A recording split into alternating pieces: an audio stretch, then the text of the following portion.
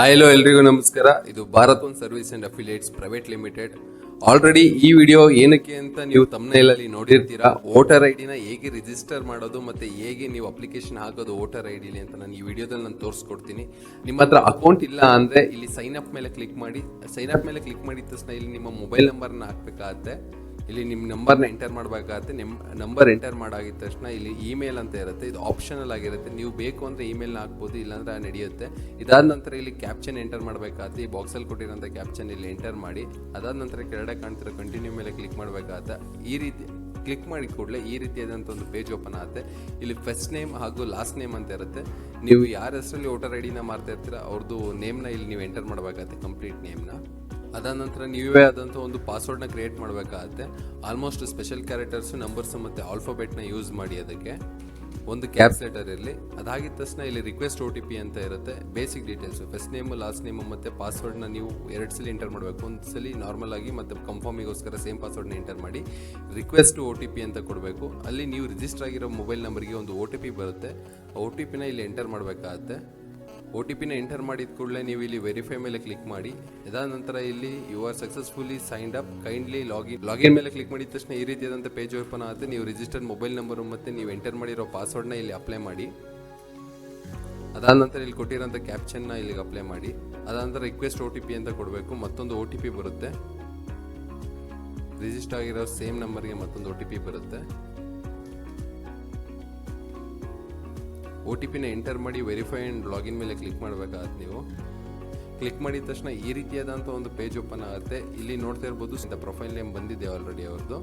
ನೋಡ್ತಾ ಇರ್ಬೋದು, ಲಾಗಿನ್ ಆಗಿದ ಕೂಡಲೇ ನಿಮ್ಗೆ ಈ ರೀತಿಯಾದಂಥ ಪೇಜ್ ಓಪನ್ ಆಗುತ್ತೆ. ನೀವು ರಿಜಿಸ್ಟರ್ ಮಾಡಿರೋ ನೇಮಲ್ಲಿ ನೋಡ್ತಾ ಇರ್ಬೋದು, ಸುಹಾಸ್ TK ಅಂತ ರಿಜಿಸ್ಟರ್ಡ್ ನೇಮ್ನಲ್ಲಿ ಪ್ರೊಫೈಲ್ ಲಾಗಿನ್ ತೋರಿಸ್ತಿದೆ ನಿಮಗೆ. ಇದಾದ ನಂತರ ಇಲ್ಲಿ ನೋಡ್ತಾ ಇರ್ಬೋದು ಫಾರ್ಮ್ಸ್ ಅಂತ ಇದೆ. ಫಾರ್ಮ್ 6 ಅಂತ ಅಂದರೆ ಇದು ನ್ಯೂ ವೋಟರ್ ಐಡಿಗೆ ಅಪ್ಲಿಕೇಶನ್ ಆಗೋದು ಎಲ್ಲಿ ನಾವು ಅಂದರೆ ಫಾರ್ಮ್ 6ಅಲ್ಲಿ. ಅದಂತಂದ್ರೆ ಫಾರ್ಮ್ 6A ಅಂದರೆ NRIಗಳಿಗೆ ಏನಾರು ವೋಟರ್ ಐಡಿ ಮಾಡೋದಾದ್ರೆ ನಾವು ಫಾರ್ಮ್ 6Aನ ಯೂಸ್ ಮಾಡ್ತೀವಿ.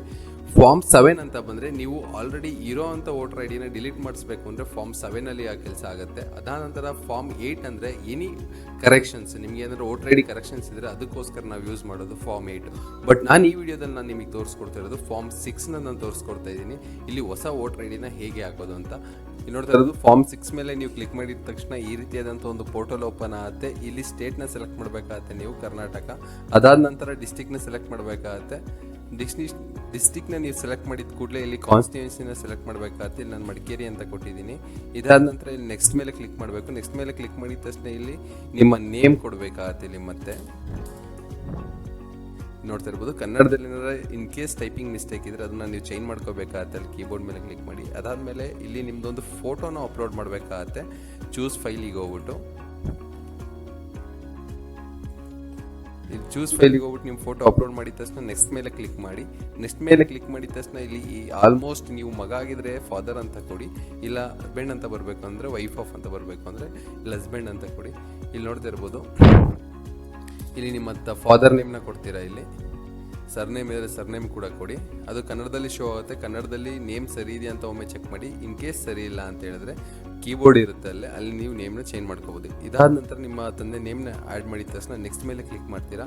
ಇಲ್ಲಿ ಮೊಬೈಲ್ ನಂಬರ್ನ ಕೊಡಬೇಕು. ನಿಮ್ಮ ನಂಬರ್ನೇ ಕೊಡಿ. ಆಲ್ಮೋಸ್ಟ್ ಮೊಬೈಲ್ ನಂಬರ್ ಎಂಟರ್ ಮಾಡಿದ ಕೂಡಲೇ ಇಲ್ಲಿ ನೆಕ್ಸ್ಟ್ ಮೇಲೆ ಕ್ಲಿಕ್ ಮಾಡಿ. ಇಮೇಲ್ ಇರುತ್ತೆ, ಅದೇನು ಮ್ಯಾಂಡೇಟರಿ ಆಗಿರಲ್ಲ. ಇಲ್ಲಿ ಆಧಾರ್ ನಂಬರ್ನ ಫಿಲ್ ಮಾಡೋಕ್ಕೋಸ್ಕರ ಇಲ್ಲಿ ಆಧಾರ್ ನಂಬರ್ನ ಎಂಟರ್ ಮಾಡ್ತೀರಾ.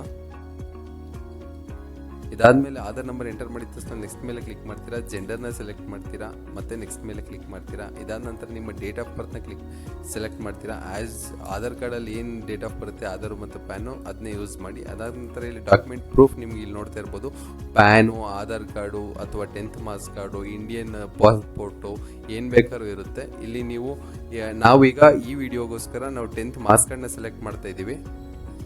10th ಮಾರ್ಕ್ಸ್ ಕಾರ್ಡ್ನ ನೀವು ಸೆಲೆಕ್ಟ್ ಮಾಡಿದ ತಕ್ಷಣ ಅದ್ರದ್ದಾದಂಥ ಒಂದು ಕಾಪಿನ ನೀವು ಇಲ್ಲಿ ಹಾಕಬೇಕಾಗತ್ತೆ. ಅದನ್ನ ಚೂಸ್ ಫೈಲಿಗೆ ಹೋಗ್ಬಿಟ್ಟು ಅಲ್ಲಿ ಸೆಲೆಕ್ಟ್ ಮಾಡಬೇಕು. ಅದಾಗಿದ ತಕ್ಷಣ ನೀವು ನೆಕ್ಸ್ಟ್ ಮೇಲೆ ಕ್ಲಿಕ್ ಮಾಡಿದ ತಕ್ಷಣ ಪರ್ಮನೆಂಟ್ ಅಡ್ರೆಸ್ದು ನಿಮಗೊಂದು ಡೀಟೇಲ್ಸ್ ಆ್ಯಡ್ ಮಾಡಬೇಕಾಗಿರುತ್ತೆ. ಈ ರೀತಿಯಾದಂಥ ಒಂದು ಟ್ಯಾಬ್ ಓಪನ್ ಆಗುತ್ತೆ. ಇಲ್ಲಿ ನೀವು ಎಂಟರ್ ಮಾಡಬೇಕಾಗತ್ತೆ. ನೀವು ಇಲ್ಲಿ ನಿಮ್ಮ ಅಡ್ರೆಸ್ನ ಆ್ಯಸ್ ಆಧಾರ್ ಕಾರ್ಡಲ್ಲಿ ಏನು ಅಡ್ರೆಸ್ ಇರುತ್ತೆ ಆಲ್ಮೋಸ್ಟ್ ಅದನ್ನೇ ಮೆನ್ಷನ್ ಮಾಡಿ. ನೀವು ಕಸ್ಟಮರ್ ಆಧಾರ್ ಕಾರ್ಡ್ನ ಆಲ್ಮೋಸ್ಟ್ ಕೈಯಲ್ಲೇ ಇಟ್ಕೊಂಡು ನೋಡಿಕೊಂಡು ಆ ಸೇಮ್ ಅಡ್ರೆಸ್ನ ನೀವು ಎಂಟರ್ ಮಾಡಿ. ಇಲ್ಲಿಗೆ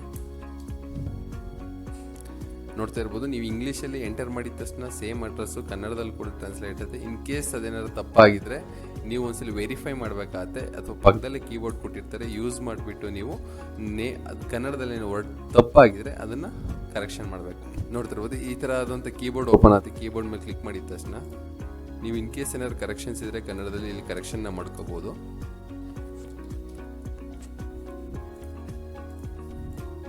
ಆಲ್ಮೋಸ್ಟ್ ಕಂಪ್ಲೀಟ್ ಅಡ್ರೆಸ್ನ ನೀವು ಆಧಾರ್ ಕಾರ್ಡಲ್ಲಿ ಏನಿರುತ್ತೆ ಅದೇ ಅಡ್ರೆಸ್ನ ಕೊಡಿ.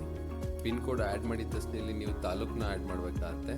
ಅದಾದ ನಂತರ ಇಲ್ಲಿ ನಿಮ್ಮ ಪಿನ್ ಕೋಡ್ನ ಎಂಟರ್ ಮಾಡ್ತೀರಾ, ಹಾಗೂ ಅಲ್ಲಿ ತಾಲೂಕನ್ನ ಎಂಟರ್ ಮಾಡ್ತೀರಾ. ಕನ್ನಡದಲ್ಲಿ ಕೂಡ ಸಬ್ಮಿಟ್ ಆಗುತ್ತೆ. ನೋಡ್ತಿರ್ಬೋದು ಡಿಸ್ಟಿಕ್ ಸೆಲೆಕ್ಟ್ ಮಾಡಿಬಿಟ್ಟು ಸ್ಟೇಟ್ ಆಲ್ರೆಡಿ ಸೆಲೆಕ್ಟ್ ಆಗಿರುತ್ತೆ. ಡಾಕ್ಯುಮೆಂಟ್ ಪ್ರೂಫ್ನ ಇಲ್ಲಿ ಕೇಳ್ತಾ ಇರುತ್ತೆ. ನಾವಿಲ್ಲಿ ಡಾಕ್ಯುಮೆಂಟ್ ಪ್ರೂಫ್ ಆಧಾರ್ ಕಾರ್ಡ್ನ ತೊಗೊಂಡಿದ್ದೀವಿ. ಆಧಾರ್ ಕಾರ್ಡ್ 2 ಸೈಡ್ ಕೂಡ ಸ್ಕ್ಯಾನ್ ಆಗಿರೋದನ್ನ ನೀವು ಇಲ್ಲಿ ಅಪ್ಲೋಡ್ ಮಾಡಿಬಿಟ್ಟು ನೆಕ್ಸ್ಟ್ ಕೊಡಬೇಕಾಗತ್ತೆ. ನೆಕ್ಸ್ಟ್ ಕೊಟ್ಟಾಗ ಈ ರೀತಿಯಾದಂಥ ನೀವು ಆಧಾರ್ ಕಾರ್ಡ್ನ ಅಪ್ಲೋಡ್ ಮಾಡಿದ ತಕ್ಷಣ ನೆಕ್ಸ್ಟ್ ಮೇಲೆ ಕ್ಲಿಕ್ ಮಾಡಬೇಕು. ಅದಾದ ತಕ್ಷಣ ನಿಮಗೆ ಕ್ಯಾಟಗರಿ ಆಫ್ ಡಿಸೆಬಿಲಿಟಿ ಅಂತ ಬರುತ್ತೆ, ಇದು ಆಪ್ಷನಲ್ ಆಗಿರುತ್ತೆ. ಅದಾದಮೇಲೆ ನೆಕ್ಸ್ಟ್ನ ಕ್ಲಿಕ್ ಮಾಡಿದ ತಕ್ಷಣ ನಿಮಗೆ ಈ ಥರ ಫ್ಯಾಮಿಲಿ ನಂಬರ್ದು ಡೀಟೇಲ್ಸ್ ಬರುತ್ತೆ. ಇಲ್ಲಿ ಫ್ಯಾಮಿಲಿ ಮೆಂಬರ್ಸ್ನ ಡೀಟೇಲ್ಸ್ ಹಾಕಬೇಕಾಗತ್ತೆ. ಇದು ಮ್ಯಾಂಡೇಟರಿ ಆಗಿರಲ್ಲ, ಆಪ್ಷನಲ್ ಆಗಿರುತ್ತೆ. ಇದ್ರೆ ಹಾಕ್ಬೋದು, ಇಲ್ಲ ಅಂದರೆ ನೆಕ್ಸ್ಟ್ ಮೇಲೆ ಕ್ಲಿಕ್ ಮಾಡ್ತೀರಾ. ಇಲ್ಲಿ ಡಿಕ್ಲರೇಷನ್ ಅಂತ ಇರುತ್ತೆ. ಇಲ್ಲಿ ನೀವು ವಿಲೇಜ್ ಮತ್ತು ಟೌನ್ ಅಥವಾ ನಿಮ್ಮ ಸ್ಟೇಟ್ ಮತ್ತು ನಿಮ್ಮ ಡಿಸ್ಟಿಕ್ನ ಇಲ್ಲಿ ಸೆಲೆಕ್ಟ್ ಮಾಡಬೇಕಾಗತ್ತೆ. ಅದಾದ ನಂತರ ಇಲ್ಲಿ ಕೆಳಗಡೆ ನೋಡ್ತಾ ಇರ್ಬೋದು ಮಂತ್ ಇಯರ್ ಅಂತ ಇದೆ. ನೀವು ಕೊಟ್ಟಿರೋ ಅಡ್ರೆಸ್ಸಲ್ಲಿ ಎಷ್ಟು ವರ್ಷದಿಂದ ಇದ್ದೀರಾ ಅಂತ ಇಲ್ಲಿ ನೀವು ಮೆನ್ಷನ್ ಮಾಡಬೇಕಾಗತ್ತೆ. ಅದಾದ ನಂತರ ಇಲ್ಲಿ ಕೆಳಗಡೆ ಪ್ಲೇಸ್ನ ಕೂಡ ಮೆನ್ಷನ್ ಮಾಡಬೇಕಾಗತ್ತೆ. ನಾವು ಇಲ್ಲಿ ಕೊಡಗು ಮಾಡ್ತಾ ಇರೋದ್ರಿಂದ ಕೊಡಗು ಅಂತ ಪ್ಲೇಸ್ ಕೊಟ್ಟಿದ್ದೀನಿ. ಇದಾದ ನಂತರ ಇಲ್ಲಿ ನೀವು ಫೈನಲ್ ಸ್ಟೇಜಿಗೆ ಬರ್ತೀರಿ. ಇಲ್ಲಿ ನೋಡ್ತಾ ಇರ್ಬೋದು ಲೆಫ್ಟ್ ಸೈಡಲ್ಲಿ ಎಲ್ಲ ಟಿಕ್ ಮಾರ್ಕ್ ಇದೆ, ಅಂದರೆ ಎಲ್ಲ ಪ್ರೊಸೀಜರ್ನ ಮುಗಿಸಿದ್ದೀರಾ. ನೆಕ್ಸ್ಟ್ ಇಲ್ಲಿ ಕೊಟ್ಟಿರೋಂಥ ಕ್ಯಾಪ್ಚನ್ನ ಎಂಟರ್ ಮಾಡಿ ಸೆಂಡ್ OTP ಮೇಲೆ ಕ್ಲಿಕ್ ಮಾಡಿದ್ರೆ ನಿಮಗೆ ರಿಜಿಸ್ಟರ್ ಆಗಿರೋ ನಂಬರ್ಗೆ ಒಂದು OTP ಬರುತ್ತೆ. ಆ OTP ಎಂಟರ್ ಮಾಡಿ ಇಲ್ಲಿ ಪ್ರಿವ್ಯೂ ಆ್ಯಂಡ್ ಸಬ್ಮಿಟ್ ಮೇಲೆ ಕ್ಲಿಕ್ ಮಾಡ್ತೀರಾ. ನೋಡ್ತಾ ಇರ್ಬೋದು ನೀವು ಕೊಟ್ಟಿರೋ ಅಡ್ರೆಸ್ಸು ಡೀಟೇಲ್ಸು ಅಥವಾ ಏನೇನು ಮ್ಯಾಂಡೇಟರಿ ಡೀಟೇಲ್ಸ್ ಎಲ್ಲ ಇರುತ್ತೆ ಎಲ್ಲ ಒಂದ್ಸಲಿ ಕರೆಕ್ಟ್ ಆಗಿದೆಯಾ ಅಂತ ಒಮ್ಮೆ ಚೆಕ್ ಮಾಡ್ಕೊಳ್ಳಿ. ಪೂರ್ತಿ ಸ್ಕ್ರೋಲ್ ಡೌನ್ ಮಾಡಿದ ತಕ್ಷಣ ಸಬ್ಮಿಟ್ ಅಂತ ಆಪ್ಷನ್ ಇರುತ್ತೆ. ಸಬ್ಮಿಟ್ ಮೇಲೆ ಕ್ಲಿಕ್ ಮಾಡಿ ಎಸ್ ಅಂತ ನೀವು ಕ್ಲಿಕ್ ಮಾಡಿದ್ರೆ ನಿಮಗೆ ಇಲ್ಲಿ ಡೌನ್ಲೋಡ್ ಅಕ್ನಾಲಜ್ಮೆಂಟ್ ಅಂತ ಇರುತ್ತೆ. Application has been submitted successfully ಅಂತ ಬಂದು ನಿಮಗೊಂದು ಅಕ್ನಾಲಜ್ಮೆಂಟ್ ಸಿಗುತ್ತೆ. ಇಲ್ಲಿ ಈ ಡೌನ್ಲೋಡ್ ಅಕ್ನಾಲಜ್ಮೆಂಟ್ ಮೇಲೆ ನೀವು ಕ್ಲಿಕ್ ಮಾಡಿದ ತಕ್ಷಣ ನಿಮಗೆ ಡೌನ್ಲೋಡ್ ಆಗುತ್ತೆ ನಿಮ್ಮ ಫೈಲು. ಈಗ ನಾನು ಇದನ್ನ ನೀವು ಹೇಗೆ ನಿಮ್ಮ ಸ್ಟೇಟಸ್ ಮತ್ತೆ ನೀವು ಟ್ರ್ಯಾಕ್ ಮಾಡೋದು ಹೇಗೆ ನೀವು ಹಾಕಿರೋ ಅಪ್ಲಿಕೇಶನ್ ಅಂತ ನಾನು ತೋರಿಸ್ಕೊಡ್ತೀನಿ. ನೋಡ್ತಾ ಇರ್ಬೋದು ನೀವು ಅಲ್ಲಿ ಓಕೆ ಕೊಟ್ಟಿದ ತಕ್ಷಣ ಇಲ್ಲಿ ಟ್ರ್ಯಾಕ್ ಮತ್ತೆ ಇದೇ ಪೇಜ್ ಓಪನ್ ಆಗುತ್ತೆ. ನಿಮಗೆ ಯಾವುದು voter ID service portal open ಆಗುತ್ತೆ. ಇಲ್ಲಿ ಟ್ರ್ಯಾಕ್ ಆಲ್ ಯುವರ್ ಫಾರ್ಮ್ಸ್ ಅಂತ ಇರುತ್ತೆ, ಅದ್ರ ಮೇಲೆ ಕ್ಲಿಕ್ ಮಾಡಿದ ತಕ್ಷಣ ಇಲ್ಲಿ ನಿಮಗೆ ರೆಫರೆನ್ಸ್ ನಂಬರ್ ಅಂತ ಹೇಳಿದ ಅಕ್ನಾಲಜ್ಮೆಂಟ್ ನಂಬರು, ಆ ನಂಬರ್ನ ಇಲ್ಲಿ ತಂದುಬಿಟ್ಟು ನೀವು ಪೇಸ್ಟ್ ಮಾಡಿಬಿಟ್ಟು ಸಬ್ಮಿಟ್ ಅಂತ ಕೊಟ್ಟರೆ ನಿಮ್ಮ ಫಾರ್ಮ್ ಓಕೆ ಇಲ್ಲಿ ನೋಡ್ತಾ ಇರ್ಬೋದು ಸಬ್ಮಿಟೆಡ್. ನಿಮ್ದು ಏನು ಪ್ರೋಸೆಸ್ ಅಥವಾ ನಿಮ್ಮ ಹಾಕಿರೋ ಅಪ್ಲಿಕೇಶನ್ ಏನು ಸ್ಟೇಟಸ್ ಅಂತ ಇಲ್ಲೇನೇ ಗೊತ್ತಾಗುತ್ತೆ. Thank you. ಇವತ್ತಿನ ಈ ವಿಡಿಯೋ ಬಂದ್ಬಿಟ್ಟು ವೋಟರ್ ID ರಿಜಿಸ್ಟ್ರೇಷನ್ ಆಗೋದು ಹೇಗೆ, ಅದರಿಂದ ನೀವು ಅಪ್ಲೈ ಮಾಡೋದು ಹೇಗೆ ಹೊಸ ವೋಟರ್ IDಗೆ ಅಂತ ಆಗಿರುತ್ತೆ.